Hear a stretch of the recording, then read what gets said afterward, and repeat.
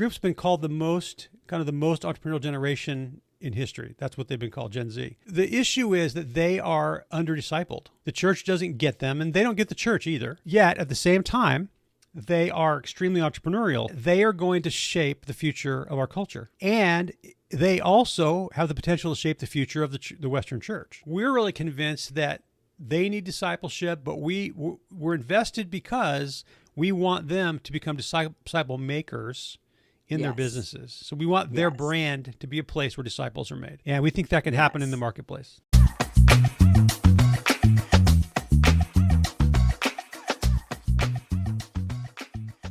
Welcome to Kingdom Over Everything. I am your host and Chief Fire Igniter, Shay Bynes. And I have with me, I consider Dave Mills a new friend of mine. Dave is the CEO of Brand Disciples as well as Story Collaborative. I love Dave's background because he's been a church pastor. He's an entrepreneur. He's so focused on even the ministry of service and community. There's so much goodness to explore with Dave. So Dave, thanks for joining me. Appreciate having you. Hey, thanks for letting me hang out with you. It's kind of a real pleasure to fellowship and kind of talk about stuff that we all care about. So, yeah, absolutely. Okay, so when I did that little intro to you, what are the things that I didn't say that are super important for people to know about Dave? A couple things. One is that I've been married for about 45 years. Nice. And I have 13 grandkids. And I'm really wired to lean toward things that are apostolic and evangelistic. So my brain is always going toward how do we build the kingdom? And that happens instrumentally through what we do in the marketplace. So that's kind of how I'm wired. And I've had this kind of crazy life journey to get there. And so that's kind of a little bit more about me. A little bit. I bet you are. I'm gonna poke at that because I want to learn. But I got to tell you, I'm sitting here kind of laughing inside because when I asked you about that, I love how you said how long you were married. And then you talked about how many grandchildren you had, but you literally didn't even talk about how many kids you have. And I think that was real grandpa energy that you were giving us, because all of my friends who are grandparents say when you become a grandparent, which I'm not, my oldest is 23, but she doesn't have any kids, that it's a whole nother level when you become a grandparent. And so I just thought it was hilarious that you mentioned how many grandchildren you had, but you didn't mention how many kids you had. Yeah, it is funny. Well, the grandkids are really fun, right? And you get to have fun with them, and then you get to send them home, And the kids, the kids are wonderful too, and I enjoy all my kids. I just have my oldest son with me for my kids, and my kids are kind of cut from the same tree as me, most of them. They're entrepreneurs, and so it's fun. But the grandkids are fun. In fact, this Thursday, I got this call. My oldest daughter runs a newspaper media group, and she said, "Hey, I got this writing assignment for you. Once in a while, I write an article for her." She said, "I think you're going to want to take it." And I don't do one-off articles because it's it takes a lot of time. But she said, "I need you to go on this fishing charter with my son, my grandson, and write an article about it." I said, "Okay, done." So fun stuff, right? Yes, and I've actually met one of your sons, which is super fun. Yeah. All right, I want to poke at your backstory a little bit because it gives really great context for why you have a heart for the work that you're doing now. So you mentioned that you tend to focus in on things that are pretty evangelistic and apostolic. So you're very much a builder, culture focused, people building focused, but also like there's a message that needs to go out. So talk to me a little bit about the thread of your story that illustrates that for us. Well, so there's lots of story there. And I really got started, my family background is that I came out of a broken family. And I did not know there were such a thing as a Christian person until I was in junior high. I didn't know there were any. I even went to church a few times, wore itchy pants. I was even in a play, I think, in a Methodist church, but I didn't know there were Christians. I never met any. And then in junior high school, I got to know some Christians. I came to Christ. I was the first person in my family to come to Christ within generations that I know of. Wait, So the church. So wait. So you were going to a church. Who was taking you to a church where you were in a play with Methodists that you were among and didn't realize that people were Christian? I'm confused.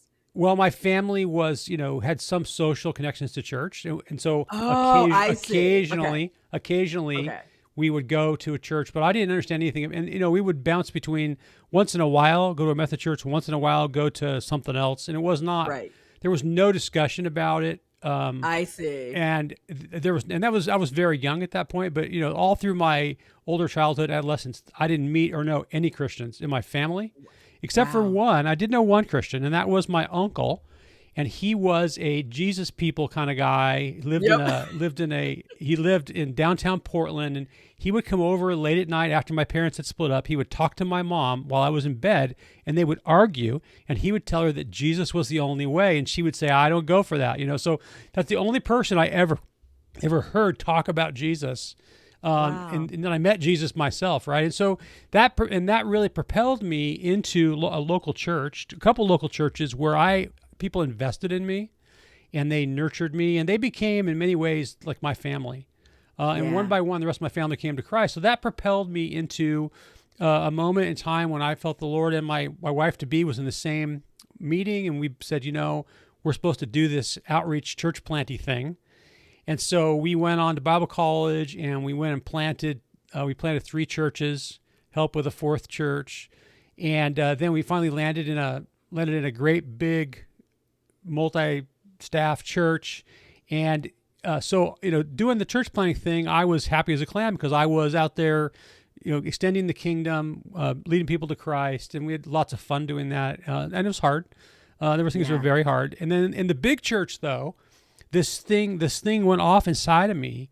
This I think kind of a holy discontent, and because I was just so wired, for being out, and Jesus said, the fields are white for harvest. Pray to the Lord of the harvest that He will send out workers. So that word "send out," it's the same word as "cast out," right? Cast out demons or send out evangelists, right? Either way, they got to be out. And so this thing began to happen in me where I just had to be in the community. So I ended up doing all kinds of. I was part of the welfare transformation. I was on a county welfare board as a pastor, trying to figure out what they were talking about, and that resulted in that brought me into lots of community work. But always there's been this thing. So we started Story Collaborative about 12 years ago. We actually started as a nonprofit. We were going to do growth. We were going to do growth consulting for people as a nonprofit. But you know what? Nobody would do business with us because they didn't understand how we could be a nonprofit and do growth consulting. So we had to change it to a for-profit. And we spent like 10 years trying to figure out how do we do kingdom in the role of a vendor, where people have put us in a little box, And so we tried lots of stuff, and we finally concluded that we just had to be a lot more overt.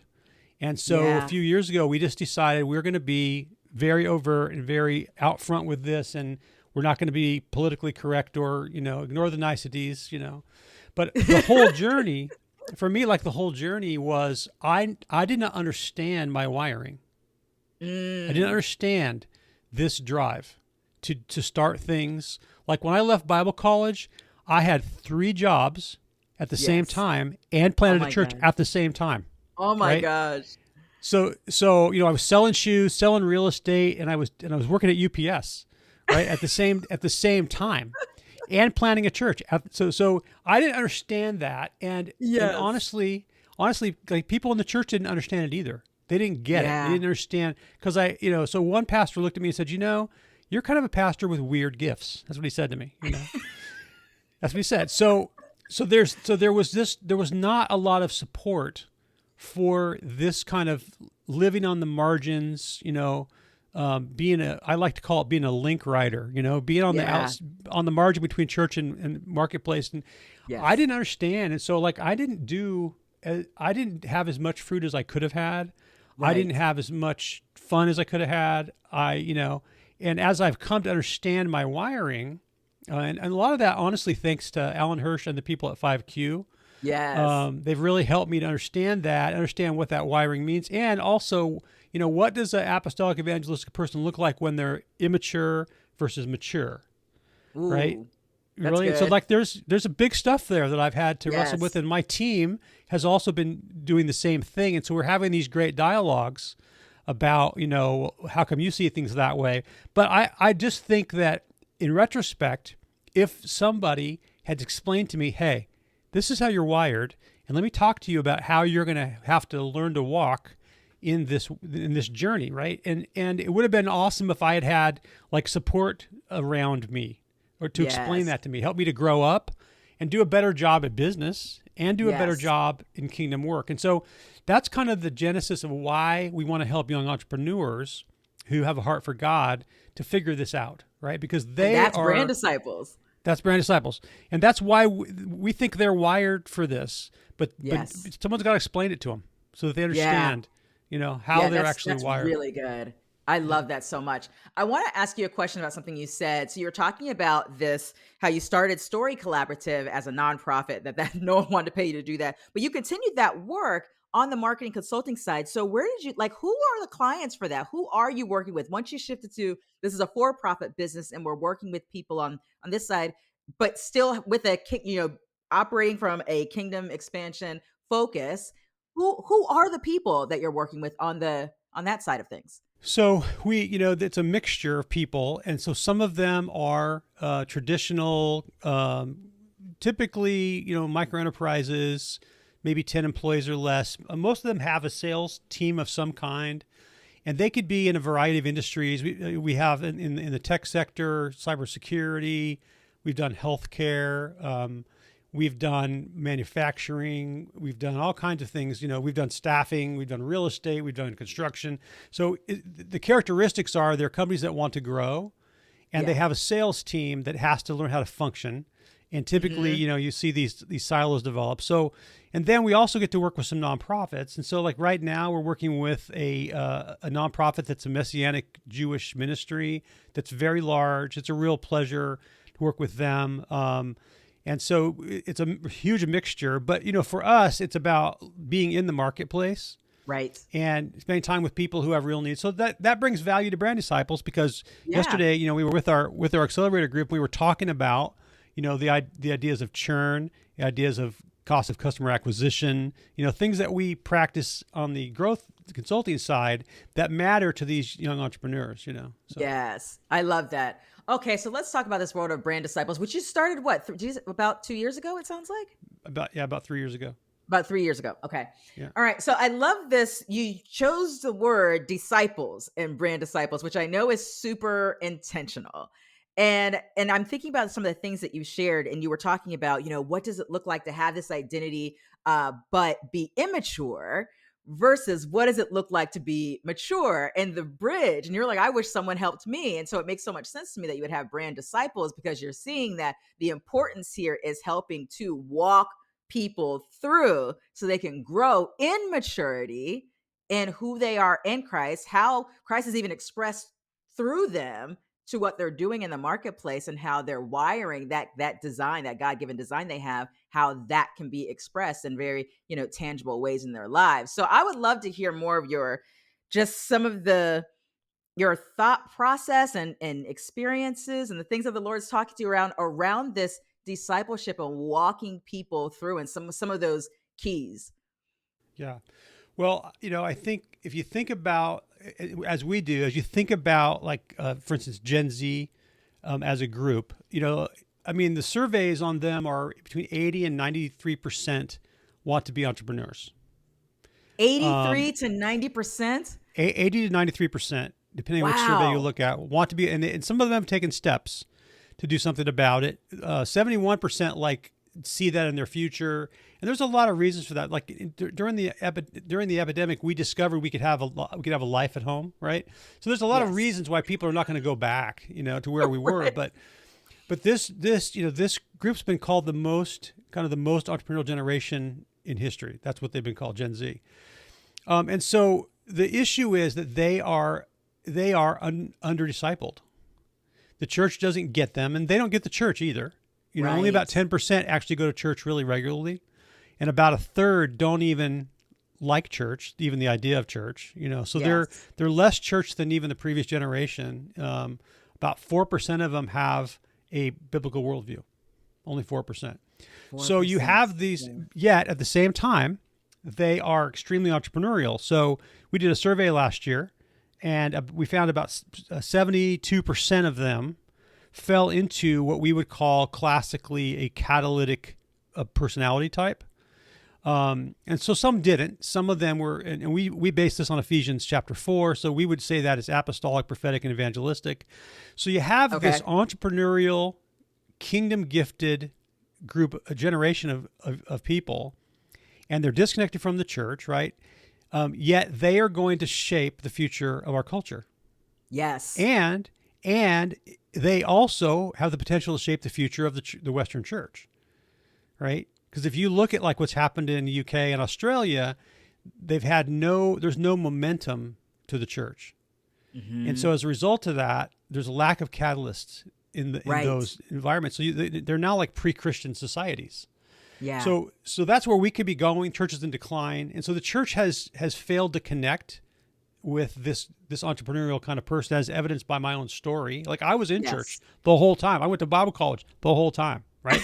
No one explained this to me, right? No one did. So we don't connect with them, and yet they are the ones who are going to determine where our culture is going, you know? So they're under discipled, and yet the world around us wants to disciple them. We took a look at the top, kind of social influencers and the top business voices for Gen Z. Yes. And you can look through their life philosophies, and they are all over the board, right? Everything from Buddhism to humanism to positive psychology, but not a one in the list of top 10 has a public profession of faith in Jesus. Not one. Woo. So, right? Not one. So you have this influence on this generation that's taking them down these roads that we know what the end of these roads is, there's a way that seems right to man, but in the end it's, this destruction. So we know and that's where our culture is going to go, and the church needs them. So we're really convinced that they need discipleship, but we're invested because we want them to become disciple makers in their businesses. So we want their brand to be a place where disciples are made. And we think that can happen in the marketplace. So I love that. So it's interesting because I remember when I was chatting with you and, we were just kind of talking shop around these topics. And I was telling you how of all the people that I know who kind of operate in this space, there was very few who had made headway in bridging this with the local church. Like they're functioning, and many functioning well from meeting people in the marketplace and meeting them there, creating community there, mentorship and all of those things there. But the bridge and that link to the local church just wasn't happening. And when I had that conversation with you, what I loved about, and I had this with you and your team, you and just a few other people that I've connected you to, I was like, you guys have to know each other because you're literally the only few people I know who are uniquely positioned to be heard because you've led in the local church, to be a bridge with the local church. So I'm curious to know I know you're going to be meeting people in the marketplace with the work that you're doing directly by nature of you have to, because they're unchurched. You're talking about Gen Z, right? They're not in church. So you're having to meet them there. Talk to me about the side of things, what God's put in your heart and kind of where you're focused on linking and equipping the local church to be a solution in the midst of this stuff. What's the, I don't mean angle in a bad way there, but just like, what's the approach there? Yeah.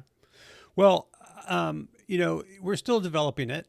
We're still working on it. And I would not say that we have like a model that we want to export, Yeah. What we are doing though, is that we are trying to create the context for relationships. So in our accelerator, one of the things we did is we said, hey, if you're in the accelerator, we want you to pick a session and bring your pastor. Want your pastor to participate in the session with us. So we did that actually just last week. And so it was actually very effective. And the purpose of it was people's pastors showed up? They did. And they stayed for 90 minutes in this accelerator Zoom meeting. And they were engaged. And so the 100% report we got back from all those people was, that was really good. And so what we're really after is we want the entrepreneur to be re-enchanted with the church. Yes. And so our team, we're in the local church. Like, we lead worship, we're involved, we lead small groups, we're in the local church, we're committed to that. And so we're living it out, but we think there has to be a dialogue. And so we want the entrepreneur to recognize that local church has something to offer them that they need. And even if that's just some shepherding and some encouragement and people that will pray for them, And we want that pastor to begin to recognize that entrepreneur represents kind of the catalytic arm of the gifts that God has put in the church, right? And so the church actually desperately needs these entrepreneurs to be engaged. In one of our recent groups, we've been doing some identity work around Ephesians 4 in our local church. We've had a bunch of trainings for people. And so one of the people in the group, she said, I just took this inventory from 5Q and I'm an apostolic evangelist. And I went, I can't believe it. Another one, So surfacing those identities. And so that individual, she's a nice lady that she is extremely entrepreneurial and she's in the church. And of course, because she's in the church, guess what? Things are starting to catalyze around her.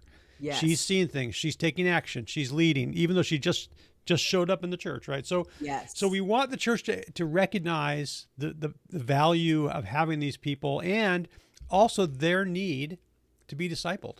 They need to have people in their life, So I think a lot of the answer is relationship.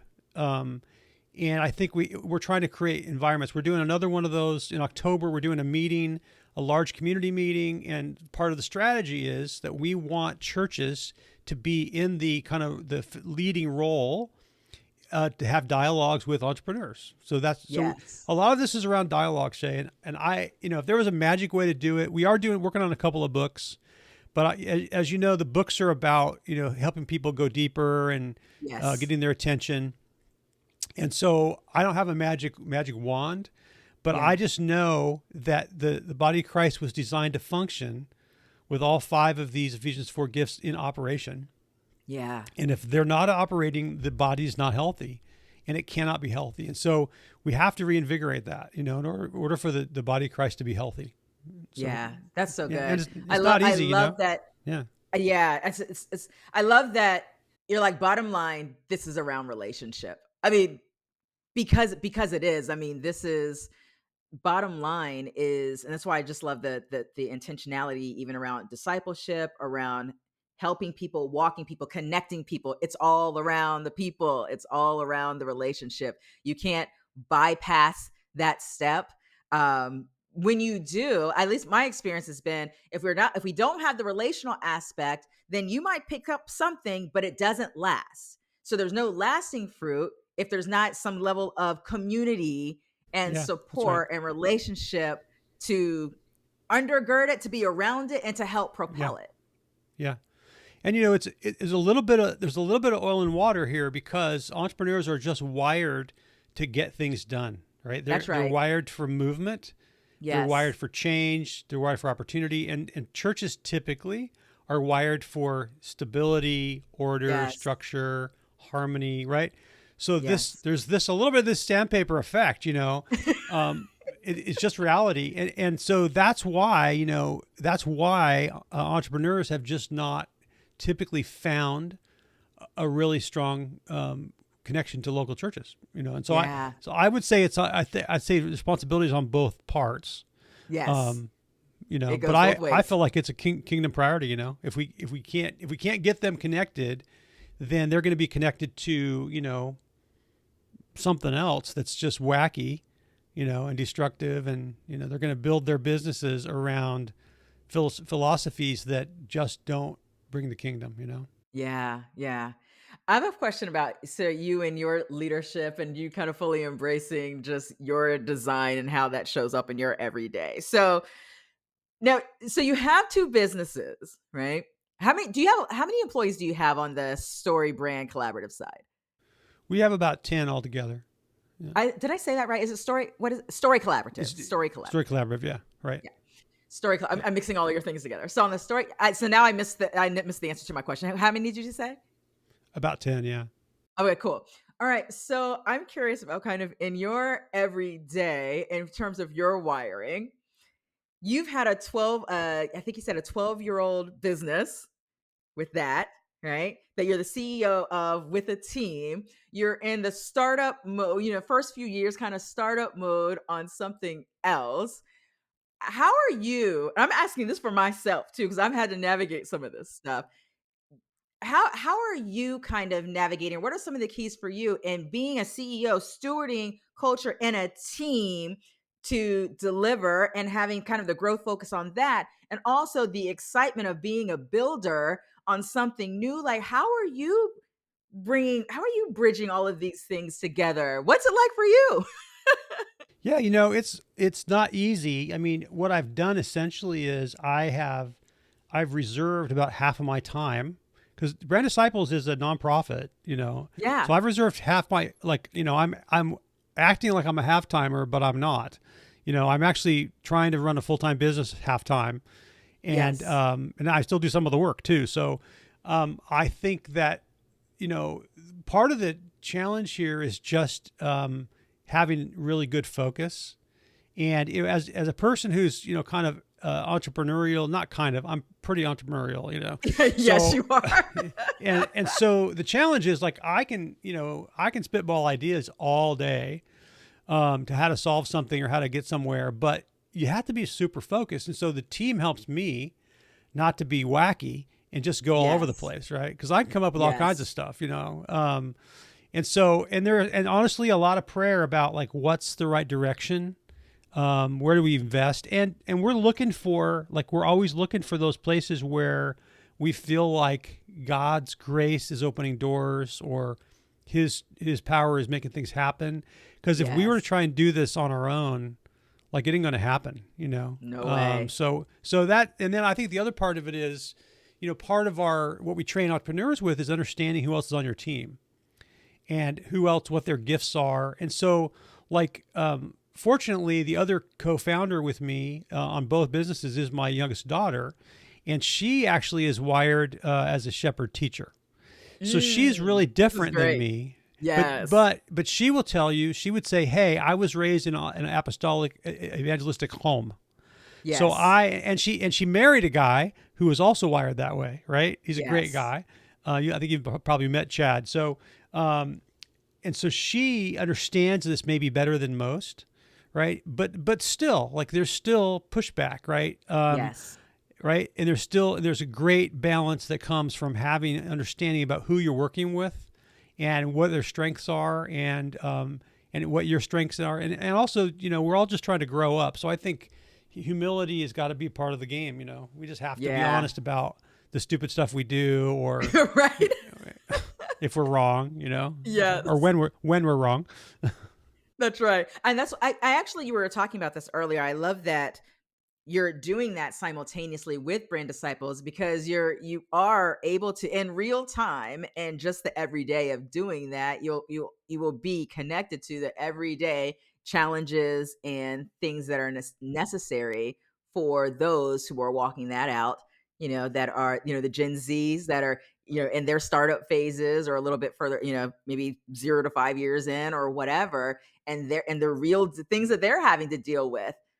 And I think about this whole thing around the entrepreneurial person who tends to like move fast, has lots of ideas and all of those things, and how valuable it is for them. We're talking about kind of like the 5Q stuff and the fivefold giftings and how they're expressed in the marketplace. How important it is for them to learn as soon as possible how to value not just their design, but the design of the people around them and the design of people that they need around them that they may not have around them. So that's part of the puzzle too. Yeah, that's right. And we have to always be asking like what voice is not present. That's good. And so the good thing is like the difference between this kind of Ephesians 4 approach and the 5Q approach is that because I have this wiring of apostolic and evangelistic, it doesn't mean that I'm off the hook for doing Right. the work of shepherding or teaching or being to align people with God's heart prophetically. I'm not off the hook for that. That's I right. can still press in to do those things and grow in them, and maybe a stretch. But so it's not like I can say, "Oh, I'm just not one of those." That's It's not right. it's not an excuse for us, right? And so, because in the end, we're all trying to become like Jesus, who was all five Yes. things in Right. perfection, right? So we're all on the road to Yes. become like him. So we have to press in sometimes. And I mean, one of the things that I would say our team is looking to connect with is people that have more of a prophetic wiring. And this is another group that's in this catalytic group they tend to get isolated and alienated from the church. That's right. That's right. So like, that's not something that we have in our team very, very strongly. And so we value that. We value those who help us to align and get to get ourselves right in line with what God's trying to do in our hearts in line with Him. So you have to be humble, and there's not like there's no get out of jail free card here. You just have to you got to pray like everybody else. That's right. Yeah. That's you got to try stuff. We got to be entrepreneurial. We got to try stuff. Like, I'm going to try something this fall where I'm going to do. I believe that there is a harvest among the retail workers of our culture that God wants to have. Okay, tell me more. Okay, so I'm going to just try something, and I'm going to try, and we're going to do some events, and we're going to do some direct outreach to retail workers, because ultimately we work with entrepreneurs. The person we're after is not the entrepreneur. The person we're after is all of their employees, their gig workers, their partners, their vendors. That's who we're after, right? That's who they're going to disciple.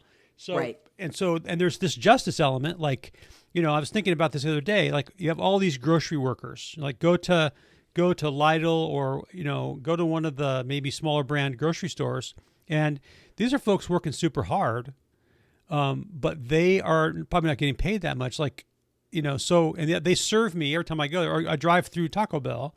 There's someone there serving me. So I just feel like this is part of the deal, is for us to reach them.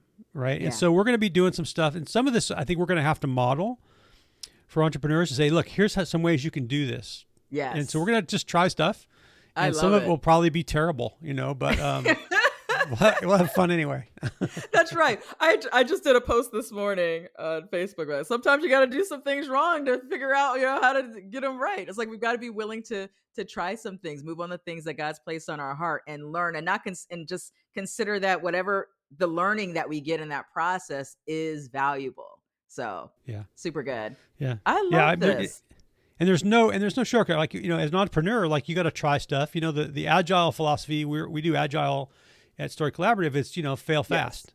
So just get it out there, see what happens, and then fix it, because it's not going to be perfect no matter what you do, That's right.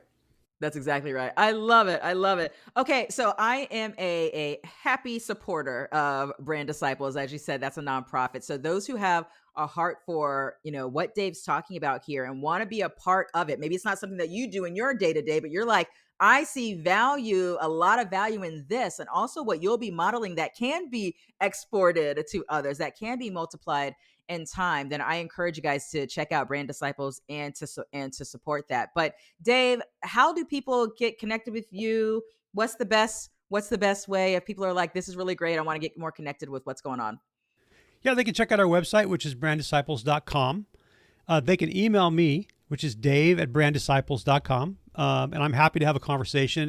This all starts with the conversation, all starts with fellowship. We run a lot of groups. Right now I think we're running at least 3 groups. Sometimes we're running more, like 5 at a time. So we always have groups that you can be a part of.